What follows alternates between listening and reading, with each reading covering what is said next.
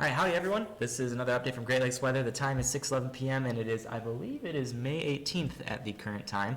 Not really sure, I don't have the date right with me. Yep, it's May 18th. Just want to check in on that. This may be posted a little bit later than normal because I am not at my typical location today, but I'm still going to give an update because the models are pretty interesting. I'm going to say that for the event in parts of Michigan. And especially as you head into central eastern Michigan, you can see quite a bit of potential for severe weather in that region. The SBC has put out a slight risk day 3 for the area, and we are going to get into that as well as the latest models from the NAM 3K that kind of give us an idea of what could potentially happen with this severe weather event.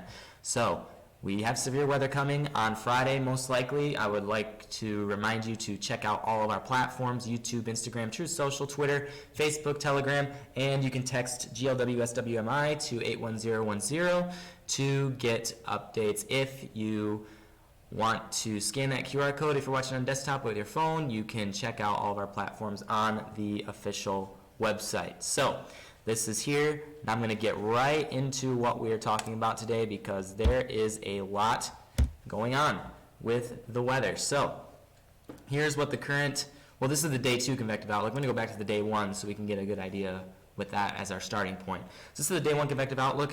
You can see there's multiple pockets of slight risk areas. Those are currently ongoing severe weather events close to the upper peninsula of Michigan and closer to southern Ohio. But Ohio is more along the lines of seeing just rain at the current moment, so nothing really going on there. This system is what's going to welcome in much warmer air tomorrow and Friday. Tomorrow we're going to have temperatures in the low 80s. Thursday we're going to be getting close to 90. Well, Friday, I mean. Friday we're going to be getting close to 90 with gusty winds, okay? And those gusty winds are going to be ahead of a strong cold front that's going to bring the potential, excuse me, for some severe weather in lower Michigan. So let's get to the models right away. But before we get to that, let's look at the outlooks by the official SBC. So they currently give a 5% tornado potential for parts of Wisconsin. This is the enhanced risk that we have that is put out for severe weather in parts of Wisconsin, and then it's going to travel northeastward up into parts of the upper peninsula. This could also impact parts of the northern lower peninsula of Michigan, and there's a slight risk for the extreme southern tip of Indiana as well, and that also includes potential for a spin-up tornado possibly. So that's the, excuse me, I'm getting over sickness right now, but that is the current potential for Thursday. Let's get to Friday. So they have put out kind of a longer slight risk across parts of northern Indiana, southern Michigan, and pretty much most of the lower peninsula of Michigan is included in this. So giving a 50% risk for any type of severe hazard. It's looking more along the lines of a damaging wind and hail threat at the current moment because the storms do look like they're going to be linear. So that means it's not really going to, we may not see those really well-developed supercell structures. But again, since we're still 3 days out, that could, a couple days out, that could definitely change at current moment. But right now it's looking more along the lines of damaging wind, hail threat. There is going to be an isolated tornado threat, but it does look like damaging winds and hail. So let's get to the models so we can get an idea of what is exactly going to be happening with this system. We're just going to go right to the NAM 3K because that's given us a more of an HD look at the what could possibly take place during this event. Again, NAM does tend to put out some stronger analysis than most models do, so keep that in mind as we go through this. So you have some showers and thunderstorms ongoing across parts of southern Indiana at the moment, associated with that severe weather event that's occurring down there right at the moment, and up off to the north as well, and some scattered rain showers in parts of Michigan and Ohio. Those are beginning to move out of the area overnight tonight, and with the night falling, the rain should begin to die out as well over many portions of the area. Then you got that building in warmer air, that ridge that's building in. Then you can really see these isobars starting to get closer to each other. That's indicating a change in pressure and a change in wind. You can see that wind is really going to be making its way in from the southwest. Excuse me. And it's going to continue to move closer. This is going to be a deeper low pressure system. And then there's that severe weather event that's going to be occurring on Thursday. Right there you can see developing showers and thunderstorms across parts of that area. Right here, Let's take a look at that with a sounding in Wisconsin. The sounding, according to the NAM, shows a hazard for some severe weather, just severe weather based on the current. Oh, that's a little bit farther out than I wanted to be. So let's progress this forward. So you've seen that little pocket. There may be some pop-up showers and thunderstorms across parts of the Great Lakes region as well. But again, that's going to be more scattered and broad in nature. It's not likely going to be anything significant from that. Friday, we get into Friday afternoon. Not really much going on until we get into later in the afternoon. You can kind of see a bit of development of rain and some convection across parts of the Wisconsin, Illinois region. This is actually going to produce more than just simply rain. We will see development of some scattered thunderstorms along this edge here, and those thunderstorms will be capable of producing some severe weather. If we get a sounding from some of the storms, let's go to Allegan County. You see that sounding for a potential for tornadoes. There is going to be severe weather potential with these. Regarding the severe threats, mainly going to be damaging winds and hail, but an isolated tornado is going to be possible. Let's go to the severe weather threat analysis here. We're going to look at some different models regarding this, but I want to finish this loop real quick. So as we go through, it looks like the cold front may actually stagnate over the Michigan region, which means later on during the day tomorrow, we might see some redevelopment of some showers and thunderstorms as well. So you're going to want to be aware of the fact that we will have a multi-day event going on. I'm not sure if Saturday's is going to be severe, but storms may be strong on that day as well, at least with packing some thunder and lightning, maybe some winds. But again, that's going to be more of a marginal severe threat as we get into the day on Saturday, especially since we're approaching Saturday morning. Storms will be weakening with that loss of instability from the sunshine that is going to be occurring. So severe potential may continue into Saturday, and still uncertain about the variables with that because multiple models are saying, one model is saying the storm's going to move just right through the area, and then there's another model that's going to say the cold front's going to stagnate and maybe put some more moisture down into our area, which could very well happen. So that's just going to be something that we have to watch with this potential development. Let's move into a more of a steady single frame model, and we have this is still the NAM 3K. I'm just using the NAM 3K right now. Again, multiple models probably have some different views on this, but this model is depicting more of a, I guess you could say worst case scenario,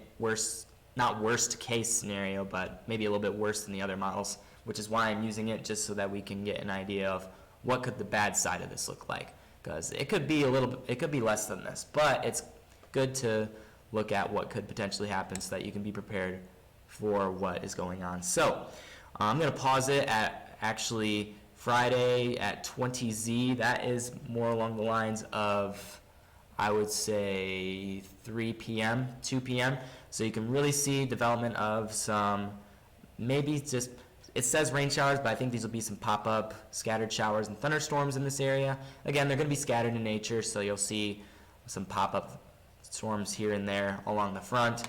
Let's go to the severe weather. This is why we're considering this as a severe weather threat, because if we go to the CAPE values, remember CAPE's measure of instability in the atmosphere, CAPE values are pretty high. You've got CAPE values of up to 4,000 in some spots across the lower Michigan area and in the northern Indiana area. This CAPE can really drive some severe weather, especially with even a few smaller variables that are impacting the environment that is there as well.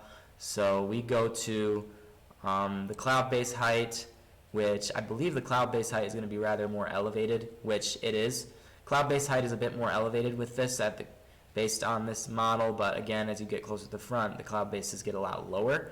Higher cloud bases will say that tornado potential is less likely, but again, with storm relative helicity, if we look at the energy helicity in the atmosphere, energy helicity is not the best, but it is there. That measures the potential for a tornado in the based on the spin in the atmosphere. Storm relative helicity, so the measure of spin in the atmosphere itself, is a decent amount. You get really high behind the front, which means you won't really be impacted by anything significant right behind the front. But in front of it, you do have a good amount of spin in the atmosphere, and that's due to multiple layers of wind in the atmosphere that are driving this. If we go to the 850 millibar height, which is a little bit above the surface of the Earth, you can see there's winds of up to 40 knots in that area. If you go a little bit higher in the 700 millibar height, you got winds up to 70 knots. That's mid-layer winds right there, which are pretty strong, could drive some stronger storms and some damaging winds as well. And then this is the jet stream that we're looking at here, and it's off to the north. So that jet being displaced farther to the north will help to hinder some severe weather potential occurring as well.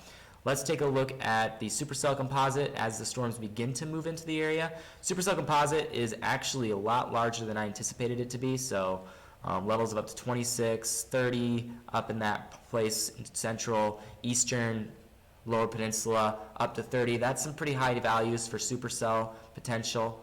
So supercell development could be pretty decent from these storms, but significant tornado parameters I don't believe are really that high down to the south. Significant tornado parameters, again, a measure of 1 means yes, there's a potential for a tornado, but likely a tornado is going to be weak. Values getting up to 4 or 5 could indicate stronger potential for maybe an EF2 tornado that could potentially occur. Now, I'm not going to say that as an official forecast. Let the SPC do the talking for that. But that's just something to be aware of as you're looking at these models as well. Let's go to the updraft helicity. As these storms begin to move into the area, let's go to a max run for that. Updraft helicity, we're going to go to once the storms actually begin to move through the area. Really not much updraft helicity. We can use updraft helicity to kind of measure the path of a potential tornado. And again, it doesn't really show that that's going to be a very likely scenario based on these model runs from the NAM3K, which is another reason to believe that this is going to be more along a damaging straight line wind threat with the potential for some hail as well. And there's definitely going to be lightning with these storms as well. So really, the potential for damaging winds is elevated, but it doesn't look, just with the amount of instability and the winds at different levels of the atmosphere is what really can drive the severe weather threat. And especially because we're going to go straight from the 80s to the 60s after this system moves through. It's going to be quite a dramatic temperature change as it moves through. So it's a strong cold front. And all these ingredients coming together for this event, and you can really see that the NAM3K puts out a lot of instability and a lot of energy in the atmosphere for supercell development based on this model. So I want to compare it to the GFS real quick. So we're going to go to the GFS actually. GFS is putting out a little bit of lower values, but it's still putting out some values of 8 or 9, which are a little bit higher than we've seen in the past few weeks. So it's a good number. I want to look at the CAPE values, the measure of instability once again, and this is for a little bit later in time. So we're going to go back 1 hour. You got CAPE values of 2,000 to 3,000 according to the GFS, which is a little bit less than the NAM3K putting out. Remember, I said the NAM is a little bit of a more of a stronger case scenario for this event. So it looks like overall the models are starting to come into better agreement with the system, and we may see that reflected in the SPC's decisions later on. But again, they have more information than I do, so I would trust them before you trust me on that whole situation. But anyway, that's really what I wanted to show you with regards to different things going on in the atmosphere that are priming up for this severe weather event. It's going to be hot on Friday. That's all I got to say. It's going to be quite hot, but the wind is probably going to hinder the heat from really being oppressive. But it will drive this event with stronger thunderstorms on Friday afternoon. I am planning on chasing this, and I'm going to most likely getting a team of like 3 people with me to go chase this, and it's going to be in northern Indiana. Well, actually I'm going to stay more along the lines of southwest lower Michigan. It's more local. My car is not that great, so we're going to stay kind of local to this region here and potentially get some footage and get some alerts out to people who may be in the path of some severe weather. So that's where I'll be, and hopefully nothing too crazy happens, but we'll be out and about keeping checks on it. So hopefully this video is helpful to you and getting you some valuable information. Reminder that you can check out all of the platforms here that you see to stay connected with us and get alerts. So make sure you check those out, and I will continue to keep you updated on the event as we get closer.